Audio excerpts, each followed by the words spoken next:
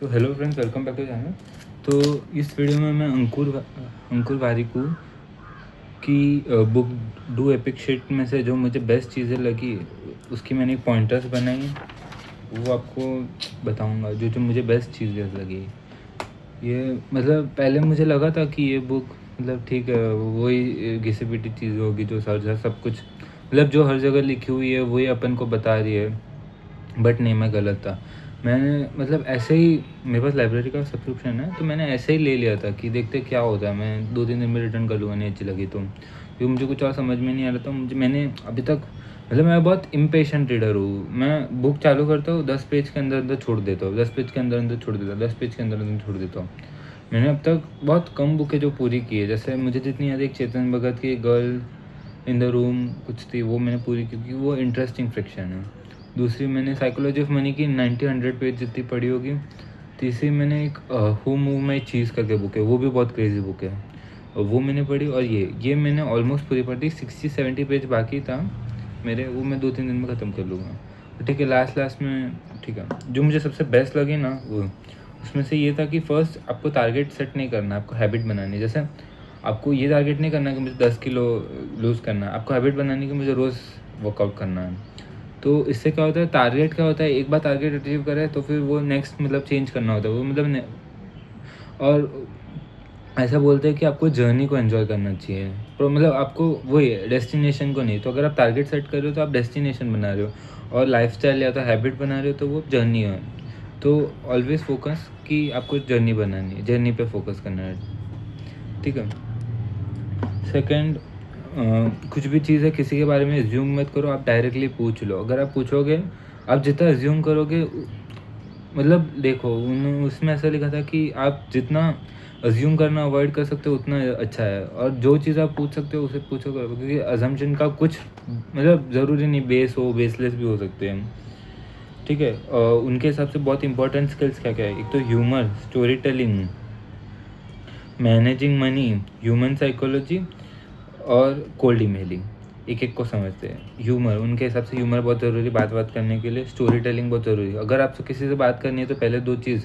और कम्युनिकेशन मतलब ह्यूमर और आपको अगर लॉन्ग टर्म के हिसाब से देखें तो ह्यूमर और क्या नाम है, स्टोरी टेलिंग हो तो आपकी कम्युनिकेशन स्किल बहुत इंप्रूव हो सकती है, ठीक है। मैनेजिंग मनी, अगर उनके हिसाब से कंपाउंडिंग बहुत अच्छी चीज़ है, आप अगर बराबर मैनेज कर रहे हो तो वो बहुत इंपॉर्टेंट है। आगे मनी के लिए इन्होंने पूरा एक बनाया हुआ है, पर इसमें ऐसा लगे ह्यूमन साइकोलॉजी, उनके हिसाब से कौन कैसा है, किससे कैसे काम करवाना चाहिए, किसको किस टाइप का काम देना चाहिए, टीम बिल्डिंग वगैरह। तो ह्यूमन साइकोलॉजी को पढ़ना बहुत इंपॉर्टेंट है, ठीक है।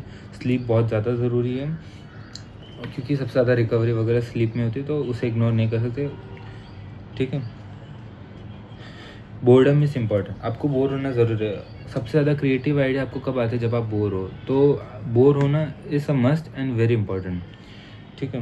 हैबिट, उनकी कुछ कुछ हैबिट जो अच्छा लगता है उनको, जैसे उन्होंने व्हाट्सएप पे ग्रुप बनाया हुआ है जिसमें वो उसमें सबको रिमूव करके मतलब किसी को ऐड करके रिमूव कर दिया, और वो उसमें एक ग्रुप में सारे इंपॉर्टेंट डॉक्यूमेंट्स जो भी चाहिए वो है, एक बुक में जो भी करंट आइडियाज़ है या फिर कुछ भी इंपॉर्टेंट लिंक्स है वो है, ठीक है। और उनके पास हमेशा एक नोटबुक ऐसी छोटी सी रेडी रहती, मेरे पास मैंने मतलब ऐसे बना के रखा है, ऐसे एक छोटी सी नोटबुक है, वो रेडी रहती है, उसमें कुछ भी उनको दिमाग में आता है तो वो लिख लेते हैं, इस पॉकेट साइज नोटबुक बोलते हैं उसे हम, ठीक है। और वो हर चीज़ कैलेंडर पर, ये तो मुझे भी चालू करना है, हर चीज़ कैलेंडर पे। उनका बहुत टाइम फिक्स रहता है, उनका मतलब कैलेंडर उनके लिए जैसे एक पीए हो, पर्सनल असिस्टेंट हो, कि वो सब कुछ मैनेज कर रहा है और वो उसके हिसाब से सब कुछ चल रहा है। तो कैलेंडर बहुत इंपॉर्टेंट है उनके लिए। उनका एनवायरनमेंट, उनको जो चीज़ चाहिए वो एनवायरनमेंट में वैसे रखते हैं, जैसे उनके हिसाब से, जैसे आपका अगर आपको वेट लॉस करना है तो आपके एनवायरनमेंट में सारे स्वीट्स वगैरह जो भी कैलोरी हाई चीज़ें है वो रिमूव कर लेनी चाहिए, वैसे वैसे उनके हिसाब से सब वैसा है, ठीक है। और मैंने व्हाट्सएप ग्रुप हैबिट, वो हैबिट के बहुत बड़े फैन, उन्होंने एटॉमिक हैबिट भी शायद रिकमेंड की थी, उनके हिसाब से बहुत अच्छी बुक है, ठीक है। डिसीजन, आप दो चीज़ से मतलब डिसीजन लेना हो ना तो आपको अवेयर होना पड़ेगा, मतलब इग्नोरेंट नहीं, आपको कुछ भी चीज़ इनको इग्नोरेंट नहीं होनी चाहिए, ठीक है।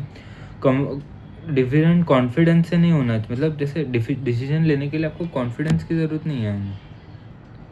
एक सेकंड, brightness में look है।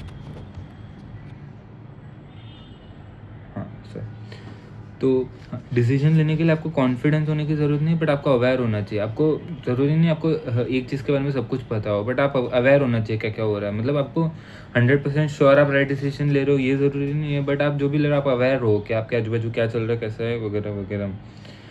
ठीक है। और शांत, बीइंग काम इज़ अ स्किल, बीइंग काम इज़ अ स्किल। मतलब जहाँ पे भी, और काम जो स्किल है वो कब काम आती है, जब खराब टाइम होता है। अच्छे टाइम में तो कोई भी संभाल ले, जब टाइम खराब होता है तब वो स्किल ज़्यादा काम आती है। सेल्फ टॉक बहुत इंपॉर्टेंट है। उनके हिसाब से आपकी सेल्फ वर्थ वो है जो आप सेल्फ टॉक करते हो। मतलब आप जो खुद को बोलते हो वो आपकी सेल्फ वर्थ है। आप खुद को नेगेटिव बोलोगे आपकी वर्थ नेगेटिव है। आप खुद को बोलोगे आप अच्छे हो तो आपकी वर्थ अच्छी है। ठीक है।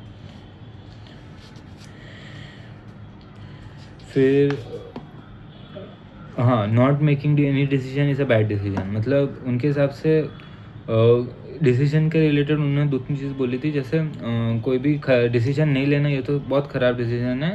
गलत डिसीजन लेना फिर भी गलत है, पर खराब डिसीजन नहीं लेना वो गलत डिसीजन लेने से भी गलत है। मतलब समझ रहे हो? अब शांति से सुनो। गलत डिसीजन लेना ख़राब है, पर डिसीजन नहीं लेना वो गलत डिसीजन से भी ख़राब है। ठीक है।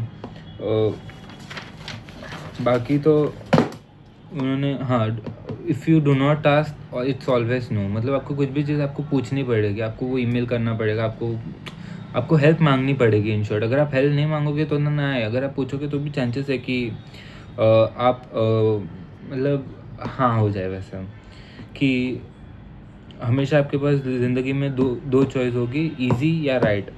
मतलब आपको भी पता होगा कि ये ईज़ी है पर ये सही है, तो आपको लॉन्ग टर्म में सही रखना चाहिए। जैसे किसी के लिए ईज़ी है कि चलो मैं अपने एग्जांपल नहीं तो अभी तो मैं बुक पे स्टिक करता हूँ। ठीक है। और आप किसी भी चीज़ को करने से एडिक्टेड नहीं हो, बस आप उसकी इमोशन से एडिक्टेड हो। जैसे आप, अगर आपको लगता है आप यूट्यूब या फिर इंस्टा से एडिक्टेड हो, पर नहीं, आप यूट्यूब इंस्टा से नहीं देख रहे हो, आप उसके जो इमोशन यानी आपको जो प्लेजर मिल रहा है उससे एडिक्टेड हो। अगर आप वो चेंज कर पाओ, वो इमोशन कहीं और से ले पाओ, तो वो आपके लिए बेटर रहेगा। उनके हिसाब से it's very hard to tell you it's not hard. वापस बोल लो, it's very very hard to tell you it's not hard. तो वही, खुद को बताना ये हार्ड नहीं है, बहुत हार्ड है, पर और ये हार्ड नहीं है। जो भी चीज़ आप कर रहे हो वो नहीं है हार्ड, बस आपको खुद को बताना है ये नहीं है हार्ड, वो हार्ड है। वाह। उनके हिसाब से जो भी हैप्पीनेस है वो फ्रीडम से आती है। तो लोग पैसे क्यों चेज़ करते हैं? क्योंकि पैसे से उनको फ्रीडम मिलती है। तो अगर वो पैसा आपको फ्रीडम नहीं दे रहा है तो आप गलत चेज़ कर रहे हो। तो एंड गोल सबका फ्रीडम है। अगर आप कोई भी बुरी हैबिट से, जैसे आपको कोई भी खराब हैबिट मतलब आपको पसंद नहीं है, आपको उससे प्रॉब्लम हो रही है, तो आपको ज़्यादा फ्रीडम कब मिलेगी? जब आप इससे वो फ्री हो जाओगे। मैं वापस बोलता हूँ, अगर आपको कोई, जैसे happiness is equal to freedom. ठीक है। तो अगर आप किसी चीज़ से फ्री हो गए, जैसे आपको एक एडिक्शन है समझो यूट्यूब का, तो आपको यूट्यूब देखते जितनी खुशी मिलेगी उससे ज़्यादा खुशी आपको मिलेगी यूट्यूब छोड़ने से। समझो, मतलब सोशल मीडिया छोड़ने से आपको ज़्यादा खुशी मिलेगी सोशल मीडिया कंज्यूम करने से। ठीक है। ट्रस्ट बहुत ज़्यादा इंपॉर्टेंट है। अगर ट्रस्ट नहीं है तो उसका काफ़ी, मतलब उसकी कैपेबिलिटी वगैरह सब वर्थलेस है। तो ट्रस्ट बहुत इंपॉर्टेंट चीज़ है। ठीक है। अगर ट्रस्ट नहीं है तो कुछ मतलब नहीं पड़ता आप कितने स्मार्ट हो। ठीक है। और एक और चीज़ उन्होंने बोली थी, अगर आप टीम बिल्ड कर रहे होते तो एटीट्यूड ओवर एक्सपर्ट, एक attitude over experience, experience over education. मतलब अगर आपके पास 3 ऑप्शन है, एक वेल एजुकेटेड है, एक जिसके पास बहुत अच्छा एक्सपीरियंस है, एक जिसके पास बहुत अच्छा एटीट्यूड है, तो आपको बहुत अच्छा एटीट्यूड है। मतलब दोनों मैटर करते हैं, पर सबसे ज़्यादा एटीट्यूड मैटर करता है। क्योंकि इंटेंट, मतलब ये बहुत इंपॉर्टेंट कोट है, इंटेंट, ये आपका मन होना चाहिए वो काम करने के लिए। तो आपके लिए जो इंटेंट है वो ज़्यादा इंपॉर्टेंट है स्किल से, क्योंकि स्किल तो आप ले सकते हो, मतलब स्किल तो आप वो डेवलप कर सकते हो, बट आप इंटेंट नहीं डेवलप कर सकते। तो कोई अगर अच्छा इंटेंट वाला है वो ज़्यादा काम का इंसान है कंपैरेटिवली जो ज़्यादा स्किल्ड या फिर जो ज़्यादा अच्छी कॉलेज या फिर स्कूल से पढ़ा है। तो ठीक है। विज़न बहुत इंपॉर्टेंट है। अगर एक लीडर है तो उसका सबसे इम्पोर्टेंट चीज़ उसकी विज़न है। बाकी स्किल वगैरह तो लोग, मतलब उसका बिज़नेस तो लोग मैनेज कर लेंगे, वो विज़न, वो कहाँ पे बिज़नेस लेके जा रहा है, क्या स्केल कर रहा है, क्या सोच रहा है, वो ज़्यादा इंपॉर्टेंट है। तो अगर आप बिज़नेस ओनर हो तो आपको फोकस विज़न पे करना चाहिए। आपका विज़न बड़ा होना चाहिए, एकदम रियलिस्टिक होना चाहिए। ऐसा भी नहीं कि एकदम अजीबो-गरीब हो, कुछ भी हो। तो बेसलेस भी नहीं होना चाहिए, पर अच्छा होना चाहिए। ठीक है। और उनके हिसाब से उन्होंने ना जब घर खरीदा था तो उन्होंने 2 चीज़ काउंट नहीं किए थे, टैक्सेशन और इन्फ्लेशन। और मतलब और उन्होंने हाउस को एज़ अ इन्वेस्टमेंट देखा था, जबकि उल्टा हाउस एक लायबिलिटी है। तो हमेशा जब भी हाउस खरीदो, उनकी बहुत बड़ी मतलब उनके हिसाब से, मैंने नहीं बोल रहा, उनके हिसाब से उनकी गलती थी। क्योंकि उन्होंने काउंट नहीं किया था कि इन्फ्लेशन भी होगा और टैक्सेस भी होंगे। उन्होंने भी बस रिटर्न, रिटर्न, रिटर्न देख रहे थे, पर रिटर्न के साथ इन्फ्लेशन और टैक्सेशन भी करना है ध्यान से। और उन्होंने बहुत बड़ी गलती की थी, उन्होंने लिक्विड फंड्स में, लिक्विड एसेट्स में इन्वेस्ट नहीं किया था। बहुत सारे ऐसे एसेट्स हैं जो लिक्विड होते हैं, वो रिटर्न कम देते हैं पर लिक्विड होते हैं। ऐसे भी एसेट्स रखने ज़रूरी है, ठीक है। उनकी एक बड़ी गलती है कि उन्होंने मार्केट में इन्वेस्ट तब किया था जब सब कर रहे थे, और मतलब सेल एग्जिट तब किया था जब बहुत गिरा हुआ था। तो जबकि उल्टा करना चाहिए, एंट्री कब करना चाहिए जब बहुत गिरा हुआ हो, और सेल मतलब बेचना तब चाहिए जब बहुत इंक्रीज हो रहा हो, ठीक है। और उनकी एक बड़ी गलती थी कि उनको जब पैसे की ज़रूरत थी, उन्होंने अपना म्यूचुअल फंड बेच लिया था, जो वो कंपाउंडिंग को उन्होंने इफेक्ट कर लिया था। उनके हिसाब से वो नहीं करना चाहिए था, जबकि उनको क्या करना चाहिए था, उनको थोड़े थोड़े लिक्विड एसेट्स भी रखने चाहिए थे, जबकि बजाय के म्यूचुअल फंड को उन्होंने डिस्टर्ब किया। तो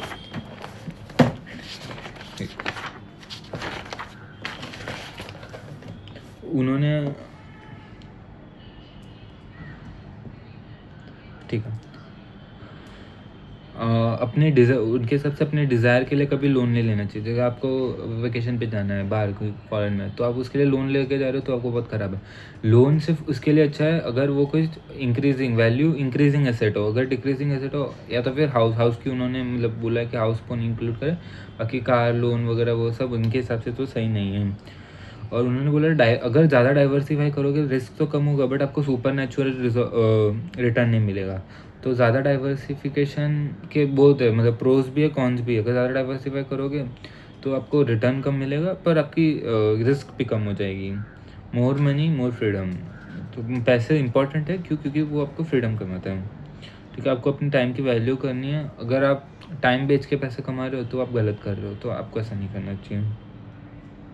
और ज़्यादा लोन नहीं लेना चाहिए। लोन का जो इंटरेस्ट वो है बहुत कंपाउंडिंग फैक्टर देता है, बहुत ख़राब होता है, ठीक है। और अपने को टाइमिंग नहीं करनी मार्केट, अपन को ये डिसाइड नहीं करना मार्केट और टूटेगा और गिरा हुआ है, इसी सबसे ज़्यादा गिरा हुआ है, ऐसा सब नहीं करना है।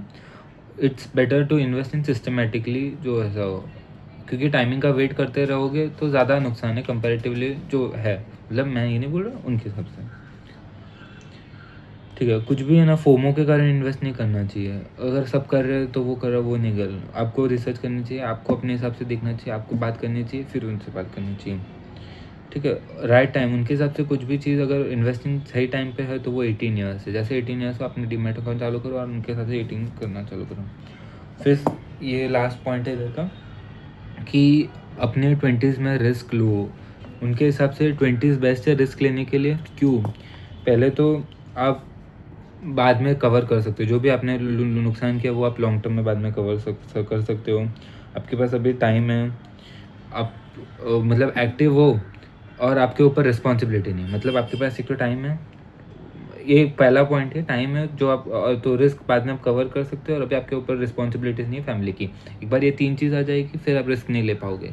तो जितने रिस्क लेने 20s में ले लो, अर्ली 20s में, ठीक है। और लास्ट उनकी 5 बुक रिकमेंडेशन जो उनको बहुत अच्छी लगी थी मनी के रिलेटेड। एक तो है उन्होंने रिच डैड पुअर डैड, उनके सबसे बहुत बेसिक्स बहुत अच्छे पर्सनल फाइनेंस के, रिच डैड पुअर डैड के, psychology of money, intelligent investor, ये थोड़ी एडवांस हो गई। और फिर नवल रविकांत की उसने ऑडियोज मतलब पॉडकास्ट वगैरह बोला था, उसकी बुक्स भी सारी जो भी ब्लॉग्स है सब इकट्ठा करके 300 पेज की बुक है, वो भी आप पढ़ सकते हो। अलमनाक करके कॉफ्ता वगैरह रविकांत करके, वो भी बहुत अच्छी बुक है। मैंने स्टार्ट की थी पर मैं पढ़ नहीं पाया था, क्योंकि मेरी क्या गलती थी कि मैं एकदम अच्छे अच्छे बुक्स में जा रहा था, जबकि ठीक है लेवल से स्टार्ट करना चाहिए। पहले जो रीडेबल बुक्स हो, जो समझ में आए और थोड़ी सी इंटरेस्टिंग, ये बुक स्टार्ट करने के लिए मुझे बहुत परफेक्ट लगी। किसी को भी अगर रीडिंग स्टार्ट करनी हो, अगर मैं मतलब मुझे किसी ने भी पूछा ना कि मुझे रीडिंग स्टार्ट करनी है नॉन फिक्शन की, तो मैं यही बुक रिकमेंड करूँगा, क्योंकि बहुत बेसिक है, एकदम क्रिस्प चीज़ है। उन्होंने ज़बरदस्ती के एग्जांपल्स देके एक ही चीज़ घुमा घुमा के नहीं समझा है, जो बाकी मतलब जो टिपिकल ऑथर्स करते हैं वैसा नहीं किया हुआ। इसमें बहुत सारी चीज़ें, अगर किसी ने ये बुक भी एकदम अच्छे से पूरी पढ़ ली और समझ ली और मतलब कर लिया, मेरे हिसाब से मतलब बहुत है। फिर अपने पर्सनल लाइफ के उसमें मतलब देखो, नॉलेज की लिमिट नहीं है, बट स्टार्ट करने के लिए तो बेस्ट बुक है। और ठीक है, अगर कोई नॉन रीडर भी हो तो सबको ई बुक तो पढ़नी चाहिए, कोई पेड भी नहीं है, ठीक है। चलो, थैंक यू।